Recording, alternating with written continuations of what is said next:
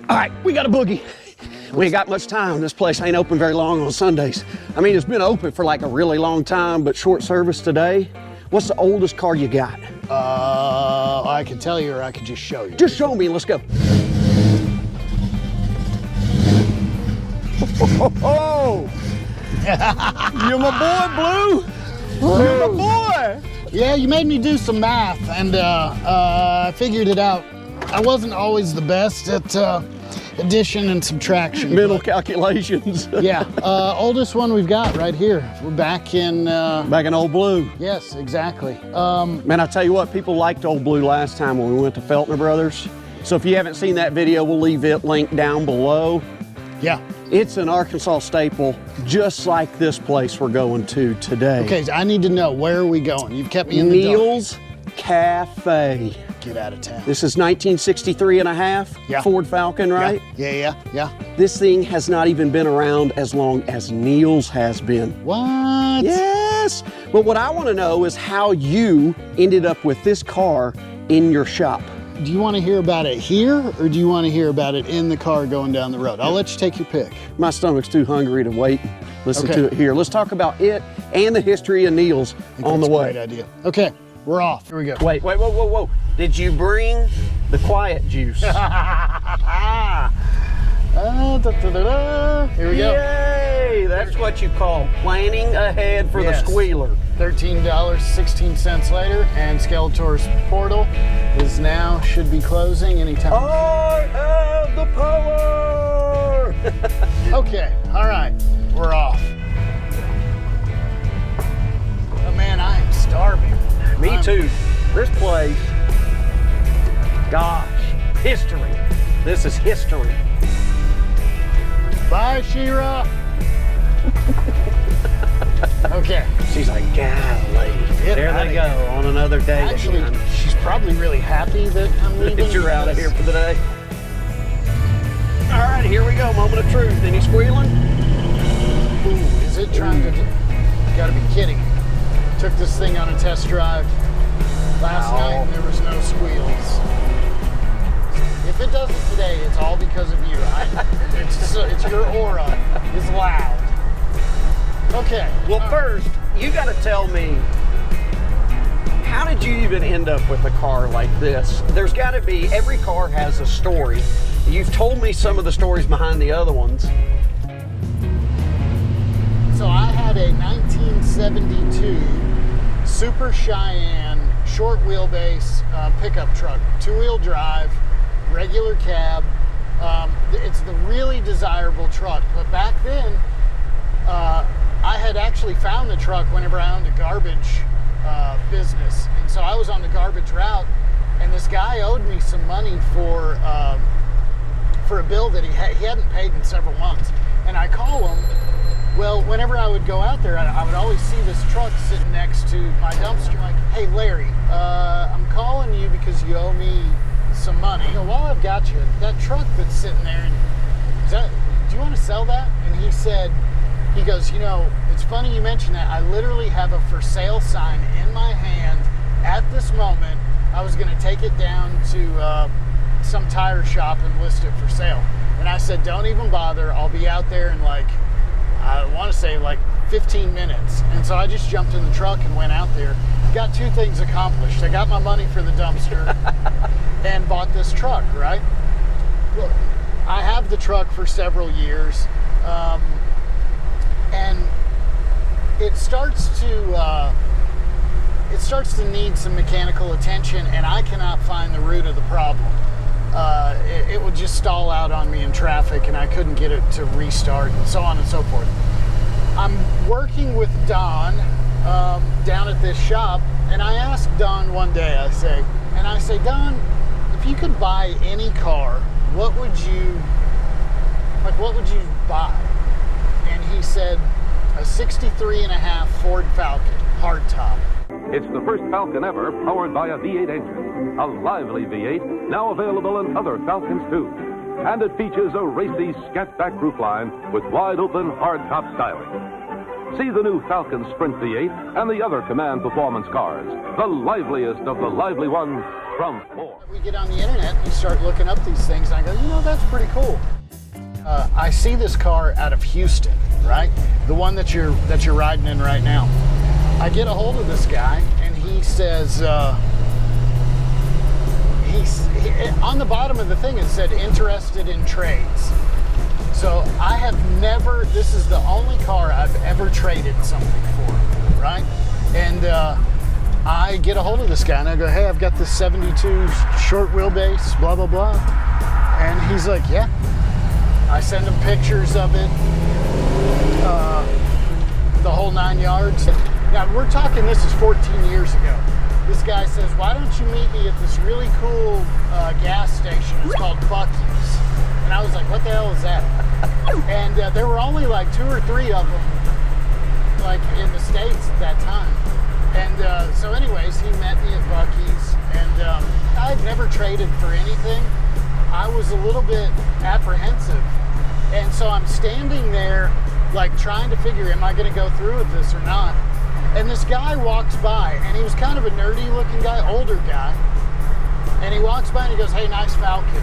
And I said, excuse me, hey, would you trade that truck for this car? And he looks at me and he goes, well, I'm a little bit biased. And he said, I was the Ford Falcon Club president for 10 years in the state of Texas. So I think I would pick that car. And then he said, there's way fewer of those cars than there are of those trucks. And so sometimes we can overcomplicate things in life, you know? If you get what you want and somebody else gets what they want, who cares if it's an even trade or a fair trade? Exactly. It's fair if you got what you wanted. Yeah, yeah. And so when I think about what really got me into cars, and this is going to answer your question earlier, it was baseball cards. Oh, yeah. Baseball cards were accessible for us as little kids. They weren't expensive. You knew you shouldn't spend your money on it. But what did they have? They had like value to you. Might not have value in the real world or to somebody else, yeah. But you could like develop responsibility and like some sort of care for them and keeping up with your collection and value. What you've got, what you don't have, almost like creating an inventory system. I look at these cars sometimes like, man, these are just baseball cards. Baseball cards with wheels. Hey, remember during the Feltner Brothers episode, we talked about the Vic Mom Drive-In in Fayetteville? Mm-hmm. Yeah. That they would cruise back and forth to. There is the Springdale location. It's now a Subway. Wow. So you can tell the shape of the building. I mean, it's identical to the Feltner Brothers in Fayetteville. You know, the route to Neal's Cafe, we're just around the corner from it. 71B in Springdale, Arkansas. It's not what it was when Neal's was put here decades and decades and decades ago. It's a Sunday, and what did you usually have on a Sunday after going to mass or church or whatever your Sunday activities? It was usually grandma's fried chicken, mashed taters, all the fixings. Yeah, comfort food. The comfort food on a Sunday. And really, Springdale, the town itself, has long been kind of a fried chicken war. One of the big players in the game is gone. Exactly. AQ Chicken House also was around for many a decades, but it's no longer here. This is one of the very few places that still fries their chicken in an iron skillet, cast iron skillet. Most places, they just dropping it down in a deep fryer like every other restaurant in town, but not Neal's Cafe. They're still doing it the old-fashioned way, and I guess that's why it's made it good for so many decades. Did not know that. When I was talking about the fried chicken wars, I'm talking about they were literally almost next door neighbors. Because the old original AQ chicken used to sit off the corner just north of Neal's, just right up here. Here we go. And you know it's Neal's when you see the old pink building. My grandmother's favorite color was pink. She used to have a house set right here on the corner before, when she was living, and she would just walk across from her house to here to work. And in her house, it was all pink. She had a pink bathroom, pink kitchen, and all that. So it was her favorite color, so that's why we've maintained it pink. And if we would have painted any other color, nobody would find us. And they are bumping. You think people wanted their fried chicken after church today? They're gonna look at us like we're out of our minds. Look at the crowd. Yeah. So look at that old school sign. You know that's where the building used to sit? My grandmother bought the land here back in 1944, and they built a restaurant, a small wooden structure, and it stood for 19 years. And when the highway out here widened in 1962, 63, they had to tear the building down. So we built this building in 1963. One unique thing about this building in 1963 was before we opened the building, November, there were no windows here. The glass was not in. And my dad was back here working on the counter, and a guy stuck his head through this window and said, they shot the president. Just before we opened this building up, we know we lost President Kennedy. We made it. I did my part. We came just right at the right time. The church crowd's starting to funnel out. Yeah. We're coming in. Oh, buddy. Oh, buddy. All right. You don't want to sit next to me? Probably about 15 minutes ago. And I bet you every single seat in here was juiced to the gills. Yeah. Probably wouldn't have been able to get a table. No. Shoot, half an hour ago? 45 minutes ago? Well, everybody's got to get home and watch the Cowboys play, Travis. Well, come on now. Watching the Cowboys is like wasting your time watching the Razorbacks. Is this ours? Yeah. Oh, wow. Okay, so there's that staple. Chicken, fried chicken. And then that's our apple salad, just so y'all can try. It's like sweet. Okay. So, honey for the bread. The recipes are all original recipes. My grandmother's in 1944, and she was a great cook. I have a customer that told me not long ago, she's 96 years old. She said, Mr. Neal, she said, when your grandmother opened this business in 1944, I was a teenager, and we ate here the first day it opened. So I have an 81-year, a customer's been eating here 81 years, and she eats here on a regular basis. That is incredible. It is incredible. I mean, if that ain't got Southern written all over it, that's what the people come for. That is. You got to give the people what they want.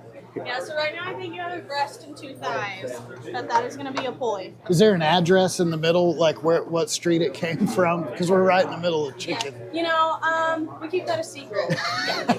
Thank you. So tell, for the people that don't know, Craig, what are you talking about? Well, I mean, Springdale is this place. If you're Chicken capital of the world. If you're watching this in Nebraska, you're eating chicken from Springdale, Arkansas. So whenever I say, is there an address here, it's either came from that side of the street or that side of the street, one or the other. Because you got George's Chicken and Tyson Chicken, two of the biggest chicken players, if not the biggest in the world. Yes. All right, enough talking. Chick-fil-A who? Man, that is some good stuff. That's amazing. This is going to take some serious work. Gosh, going in.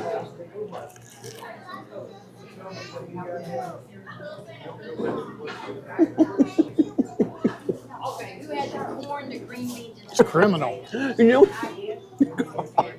You know when you watch people do food reviews, and they barely get the food in their mouth and it's already this over-exaggerated?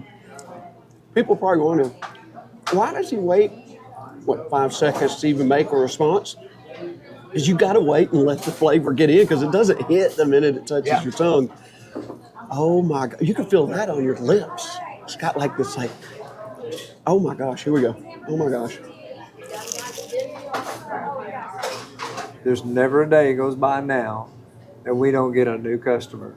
I have people every day come in and say, well, we've never eaten here before.